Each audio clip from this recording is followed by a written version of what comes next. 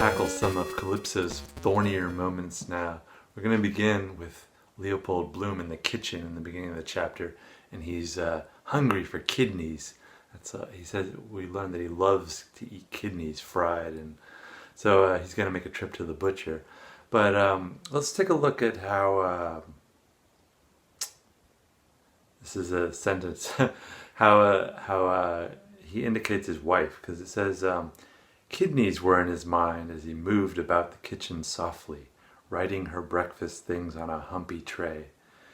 And I like how Joyce indicates Bloom's wife by saying her. We don't even know who he's talking about, but we're already kind of in his consciousness and seeing things from his point of view. That's what Joyce is so good at, is that shifting and blurring of the line between his narration, Joyce, and Bloom's narration inside his head. When Bloom talks to his cat for the first time, one thing I always find interesting is how the cat isn't really named. It seems almost like just a prop, and I felt a little unnatural to me, because I think most people have this more personal relationship with their cats or dogs, and I just don't quite see it there. I'm not sure why that is, but anyways, the way that Bloom looks at the cat, and some of the first things we learn about him, he's described as looking at the cat curiously and kindly, and I think those are really good adjectives for understanding Bloom throughout the book. He's very curious and he's very kind. On the second page of the book, we learn pretty quickly that milk has been delivered by Hanlon's milkman, some kind of milk service apparently.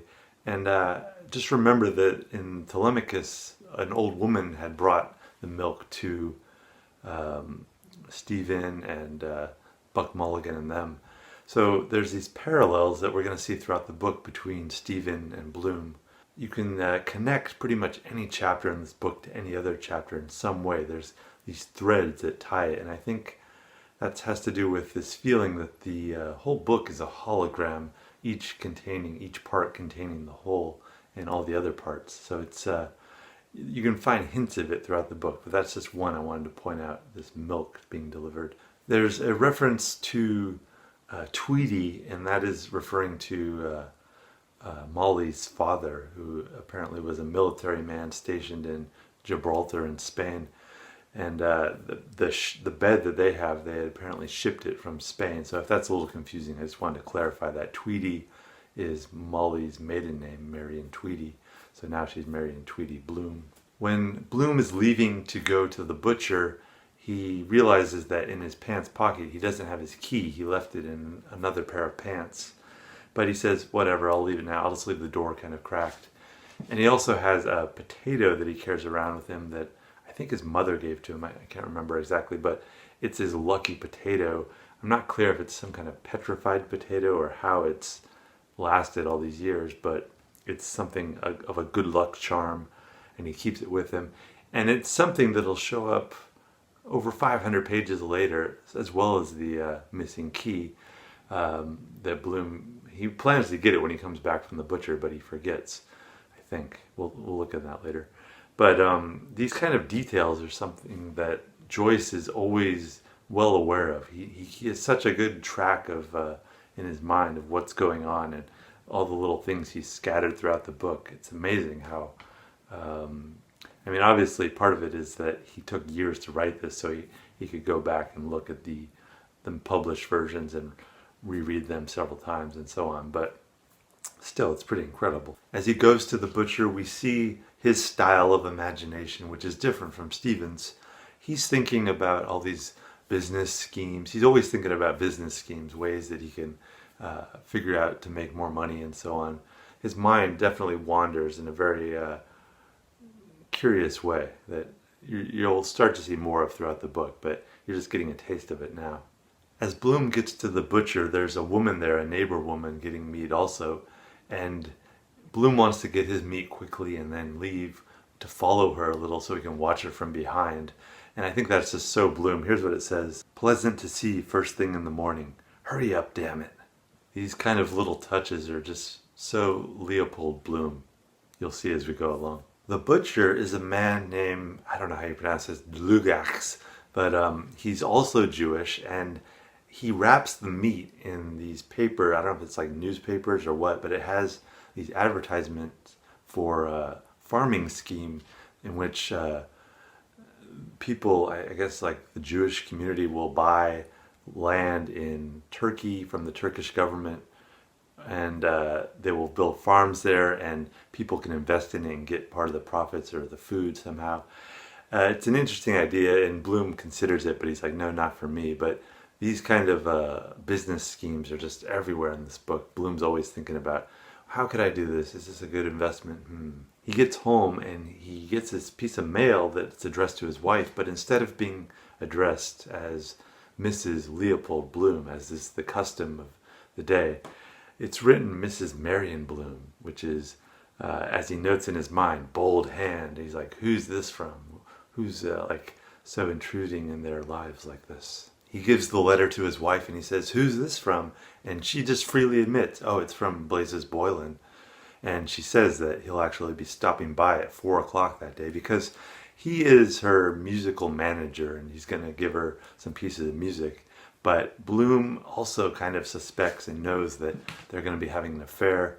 And by telling him the time, by telling Bloom that he'll be there at 4 p.m., Molly is pretty much guaranteeing that Bloom will not be anywhere around the house at that time.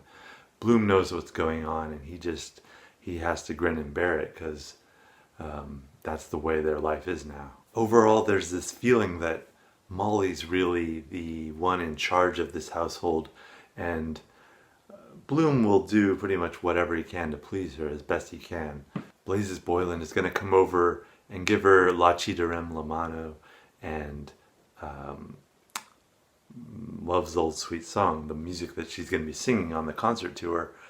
And Bloom has met Boylan before. We're going to learn that later on, and he knows him. But whenever Boylan's name or whenever Boylan himself is going to cross Bloom's path, Bloom just squirms. He's just like, ugh. And he will. It's interesting because those are the points in the narrative when we might suspect that Bloom's stream of consciousness would really talk about Boylan, but instead we usually always get silence. We get like him avoiding or turning the conversation to other channels, and people will mention Boylan to him and we can feel Bloom squirming on the page. It's just like, pain. Molly asks Bloom what time the funeral is today, and this is a funeral that Bloom is going to be attending. I think it's at about 11 o'clock, and the whole chapter of Hades is going to be devoted to that funeral. But the funeral is for a man named Dignam, who we don't learn too much about. All we really know is that he drank a lot and he has a lot of children. These are sort of Irish stereotypes, really, and Dignam, in a sense, is going to be this Irish everyman who has died. So there's this sense of sadness. Bloom is going to be dressed in a black suit, also like Stephen, who's been wearing a black suit in mourning for his mother. But Stephen's been wearing it for a long time. Bloom is just wearing it for today. But they're both going to be similarly dressed. This is another one of those parallels I was talking about. Molly asks Bloom to bring her a new book, and she mentions another author named Paul de Kock, and she said, oh, I like his name. And Molly has a great sense of humor, but the book that she just finished is called Ruby, Pride of the Ring, and it's based loosely on another book, which is also called Ruby, but has a different subtitle. Joyce is always changing things just a little, but we get a brief excerpt, a sentence from this book that Bloom just opens up casually and reads, and it goes like this. The monster, Maffei, desisted and flung his victim from him with an oath. This is an early example of Joyce putting on the voice of another author or another style.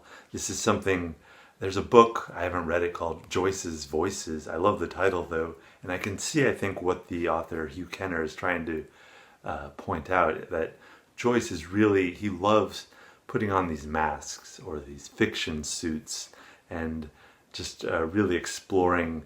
Sometimes they're bad authors or they're just different styles, like Charles Dickens or these dime novels. He'll explore all kinds of different voices. The voice of Molly will get her own chapter later in the book. And it's something that just begins as slight and small ways. In this chapter we get 3 voices at least. This Ruby Pride of the Ring. There's another story later in the chapter. And there's also this letter from their daughter Millie. So all these voices are intruding, and eventually they're going to really take over the book. And at some point we may ask, where is Joyce under all these voices? Just as we might ask, where is the author of this universe under all these characters, all these different styles of existence? The funny thing about Molly's novel is that she finds this word that she didn't know what it meant, metempsychosis.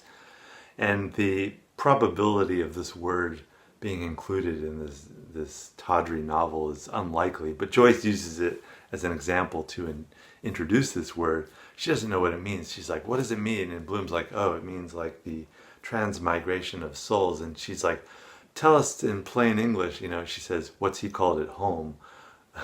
And I just love that line, what's he called at home? It's ridiculous. But metempsychosis, Bloom goes on further to explain, is like kind of like the concept of reincarnation, of souls moving from into different bodies, into different forms through time. And this is something that Joyce obviously is aware of, because he's including the title of our book is Ulysses, and supposedly this form of Ulysses has moved into this character Leopold Bloom. Maybe not move in that sense, but taken on the same role in this kind of Joseph Campbell sort of way. Tell us in plain words. That's how Molly says that, though.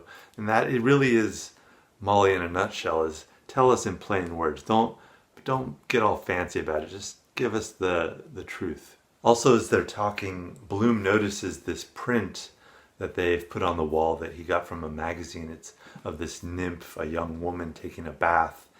And some people will say that this is Calypso, that Bloom's attention is fixated on this woman. And I think it's a bit larger than that, though. It's that this loss of intimacy, not just sexual intimacy, but this loss of connection between them, that Molly's keeping this secret, this affair that she's having. And Bloom has plenty of his own secrets, his own identity that is... They're both going to be looking back on the time when they were in love, when they were more of a paired consciousness, and that is no longer the case. As they're talking about reincarnation, though, they're interrupted when they smell this burning smell coming from the kitchen, and they're like, oh yeah, the kidney that he started cooking in the kitchen. So he runs out, he gets the kidney, he takes the burnt part off and gives it to the cat. He eats the rest of it and has breakfast there himself, drinking his tea and so on. And as he's eating, he reads this letter that his daughter Millie has sent to him. She just turned 15 the day before, and she is not living with them at the moment. She's away in Mullingar, which is like about maybe 80 kilometers or so to the west. And so it's a good hour and a half or so away by train, I'd guess. And she's working there as a photographer's assistant with this family, and she writes about their letter, and it's really a very good voice. And we don't learn too much about Millie. We never actually see her. All we do is hear from this letter and the memories of Bloom mainly, and also Molly, and also this student later in the book who Stephen knows. But in her letter she mentions this song that they were playing on piano, the lovely Seaside Girls song that I mentioned earlier. And this song, it's not written by somebody named Boylan, but she thinks it is, or maybe in the book Joyce changed it, but she says, oh, that song by Boylan. And she goes, I almost wrote Blazes Boylan, because they know somebody named Boylan as well, this Blazes Boylan. And once again, this Blazes Boylan character has come up, and Bloom doesn't think about it. He always sidesteps it and steps away from it and like, let's change the subject. But he can't avoid it. Millie in some ways seems like a incarnation herself of Molly, a younger version. We can see her burgeoning sexuality, and there's this hint that we'll learn about later more of this potential conflict between Molly and Millie. Like, she seems a little more fond of her father, and that, for example, he gets a letter from Millie, but Molly, the mother, just gets a postcard. So things like this are very subtle hints that we're going to learn more about later. When Bloom goes to the outhouse behind their house, he takes this magazine with him, and it has a story in it that is like a prize that somebody submitted, and they published it and won a small amount of money. And Bloom's like, maybe I should write a story and make a little money. This is another one of his money-making schemes. But the way that he thinks about publishing it is interesting. He thinks that he should write it, and he says, yeah, maybe we should, by Mr. and Mrs. L.M. Bloom, like Leopold Molly Bloom. Like, it's almost a reverse of what he was saying earlier about the envelope being addressed to Molly as Mrs. Marion Bloom rather than Leopold Bloom. He's including her in his name. It's a very unique twist on the role, and this kind of is another example, I think, of him being the more subservient one in the relationship. I think I've addressed the chief difficulties in this chapter, and I want to move on to the next episode, but I want to leave you with one of my favorite moments, and that is right after they're talking about reincarnation, and Molly says, "Oh, Rox, tell us in plain words." And then we shift to Bloom's inner monologue, and here's what it says. It goes, "He smiled, glancing askance at her mocking eye, the same young eyes." And I think that moment of the same young eyes, seeing and remembering, it just contains so much about their shared life together.